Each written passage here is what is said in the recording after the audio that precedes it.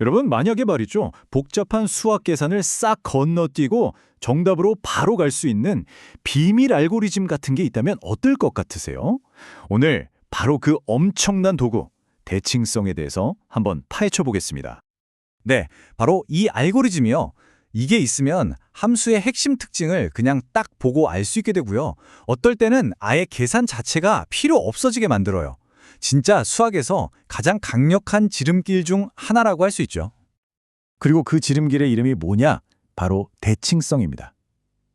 이게 그냥 보기 좋으려고 있는 게 아니에요. 아주 복잡한 것들 속에 숨어 있는 어떤 질서, 그걸 찾아내는 근본적인 도구라고 보시면 됩니다. 자, 그럼 이 대칭성이라는 알고리즘은요. 크게 두 가지 기본 형태, 그러니까 두 개의 얼굴을 가지고 있다고 볼 수 있어요. 이 두 가지를 이해하는 게 핵심입니다. 첫 번째는 선대칭이에요. 이건 뭐냐면요. 어떤 선을 기준으로 그래프를 딱 접었을 때 양쪽이 완벽하게 포개지는 거예요. 마치 거울에 비친 내 모습을 보는 것 같다고 생각하면 아주 쉽습니다. 그리고 그 다음은 점대칭입니다. 이건 또 신기해요. 그래프 전체를 어떤 한 점을 중심으로 잡고 180도, 그러니까 반바퀴를 휙 돌렸을 때 놀랍게도 원래 모습이랑 똑같아지는 그런 성질을 말하는 거죠. 수학에서 이 대칭성을 대표하는 선수들이 있죠. 바로 우함수와 기함수입니다. 우함수는 y축에 대한 선대칭인데요. 이름에서 약간 힌트가 있듯이 x의 짝수차수 항들로 주로 만들어져요. 반대로 기함수는 원점에 대한 점대칭인데 이건 또 홀수차수 항들로 이루어져 있고요. 재밌죠? 자, 그럼 선대칭이랑 점대칭, 이거 그냥 완전히 다른 얘기처럼 보이잖아요. 그쵸?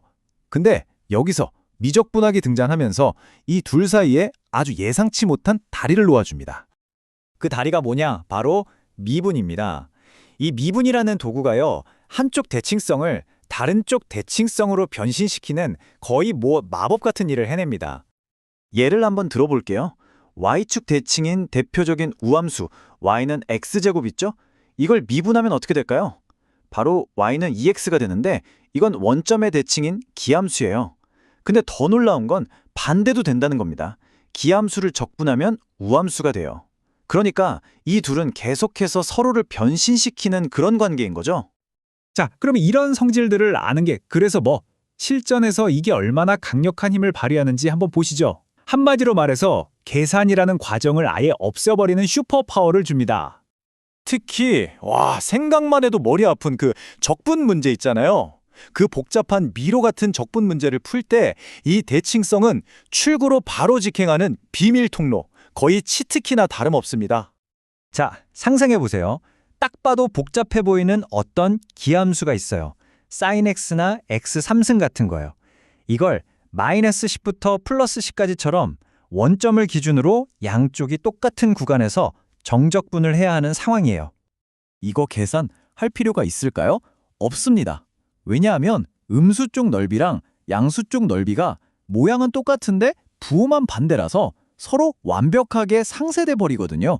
그래서 답은 언제나 정말 아름답게도 0입니다.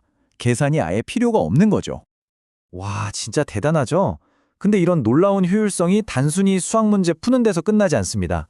이게 우리가 매일 쓰는 기술, 예를 들면 파일 압축 원리부터 시작해서 저 멀리 우주를 지배하는 물리법칙의 가장 근본까지 연결됩니다. 예를 들면 우리가 듣는 mp3 파일 있죠? 그게 소리 파동의 대칭적인 특성을 이용해서 데이터를 확 압축하는 거예요.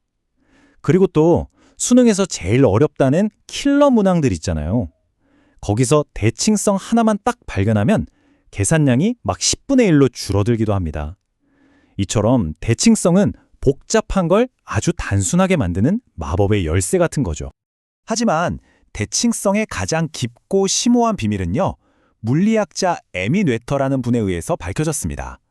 이분이 뭘 증명했냐면 대칭성이 그냥 수학적인 도구에 그치는 게 아니라 바로 이 우리 우주가 작동하는 방식 그 자체와 연결되어 있다는 걸 보여준 거예요. 뇌터의 정리에 따르면 이렇습니다. 물리법칙이 어제나 오늘이나 똑같다.